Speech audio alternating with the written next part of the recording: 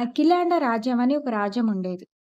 ఆ రాజ్యంలో శేఖర్ అనే ఒక వ్యక్తి నివసిస్తూ ఉండేవాడు. తాను రోజు ఏదో ఒక పని చేసి తన జీవితాన్ని సాగించేవాడు. అలా ఉండగా ఒకరోజు తనకి ఏ పని దొరకలేదు. ఇంకా నిరాశతో ఇంటికి వెళ్తున్నాడు. ఎవరైనా ఉన్నారా బాబు? పని కావాలంటే నాకు సహాయం చెయ్యండి. ఆ మాట వినపడగానే శేఖర్ వెంటనే వెనక్కి తిరిగి చూశాడు. చెప్పండి పెద్దయ్య.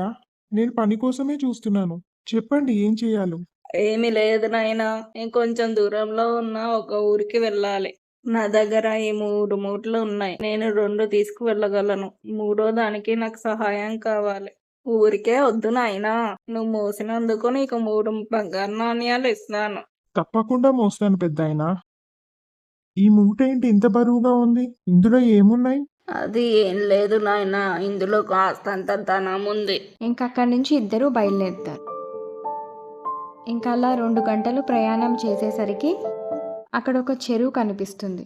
ఏంటి పెద్దయ్య అక్కడే ఆగిపోయావు? పదండి తొందరగా వెళ్దాం. నాయనా నాకు వయసు అయిపోయింది కాబట్టి ఈ చెరువు దాటడం కొంచెం కష్టమైన పని నాకు. కొంచెం నాకు సహాయం చెయ్యి. ఇదిగో ఈ 2 మూటల్లో ఒక మూట నువ్వు తీసుకువెళ్ళు. అప్పుడు నేను సులభంగా చెరువు దాటగలుగుతాను. దానికోసం నీకు ఇంకా రెట్టింపు ధనం ఇస్తాను. దాందేముంది పెద్దయ్యనా, నేను అలాగే మోస్తాను. ఇవ్వండి. ఏంటి ఇది ఇంత బరువుగా ఉంది? ఇందులో ఏమున్నాయి? ఇందులో వెండి నాణ్యాలున్నాయి నాయనా. కానీ ఒక నిమిషం ఆగు.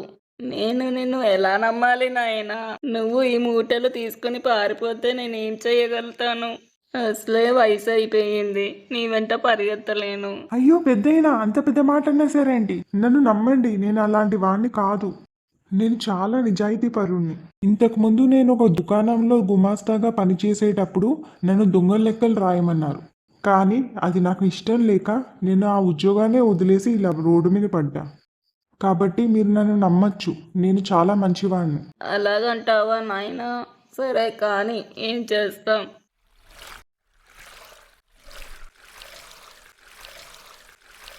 ఆ ఒప్పందం మీద మళ్ళీ ఇద్దరూ ప్రయాణం సాగించారు. అలా 1 గంట ప్రయాణం చేసిన తర్వాత అక్కడ ఒక పెద్ద కొండ కనిపిస్తుంది. అయ్యో పెద్దయినా మళ్ళీ ఎందుకు ఆగిపోయారు? చెప్పండి ఏమైంది? ఇంకేమైనా సమస్య ఉందా? అవును నాయనా. కొండ చూసావా ఎంతుందో? నేనా ముసలివాడిని. ఈ బరువుతో ఆ కొండనెక్కలేను నాయనా. అలాగైతే ఆ మూట కూడా ఇచ్చేయండి, నేనే మోస్తాను. ఇంతకీ ఆ మూటలో ఏమున్నాయి? ఈ మూటలో బంగారు నాణ్యాలున్నాయి. ఓ అలాగా. సరే అయితే ఆ మూట కూడా నేనే మోస్తాను, ఇచ్చేయండి మరి. ఎలా నమ్మాలి నాయనా నిన్ను? అదేంటి పెద్దయినా మళ్ళీ అదే మాట అంటారు? చెప్పాను కదా నేను అలాంటి వాడిని కాదు, నేను నిజాయితీ పరుణ్ణి అని. దయచేసి నన్ను నమ్మండి. ఉస్, అంత కోపం ఏంటి నాయనా? తన కోపమే తన శత్రువు. నేర్చుకోలేదా ఈ పద్యము నువ్వు? సరే నాయనా, ఇంకేం చేస్తాను. కానీ ఆ 3 మూటలు తీసుకుని ఆ కొండ అవతల ఎదురు చూడు, వచ్చేస్తాను. శేఖర్ ఆ 3 మూటలు తీసుకుని కొండ అవతలికి చేరుకుంటాడు. అవును, ఇప్పుడు ఈ 3 మూటలు ఆయనకి ఏం అవసరం? ముసలోడైపోయాడు, ఏం చేసుకుంటాడు ఇంత ధనాన్ని? నేను ఇలా నిజాయితీగా ఉంటూ ఎన్ని రోజులని కష్టపడతాను.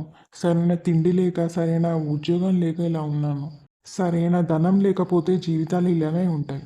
ఒక పని చేద్దాం, ఈ ధనం మొత్తం తీసుకెళ్ళిపోదాం. ఎలాగో ఆ ముసలాయన ఇటువైపు వచ్చి నన్ను పట్టుకోవడానికి చాలా సమయం పడుతుంది. ఆయన అలా రాలేడు. ఈ లోపల నేను వెళ్ళిపోవచ్చు. చక్కగా జీవితం అంతా ఈ డబ్బుతో గడిపేయచ్చు. ఒక మంచి అమ్మాయిని చూసి పెళ్లి చేసుకుంటే నాకంటూ ఒక సంసారం కూడా ఏర్పడుతుంది. ఇదేదో బాగుంది. ఈ ఆలోచన ప్రకారం వెళ్ళిపోతాం.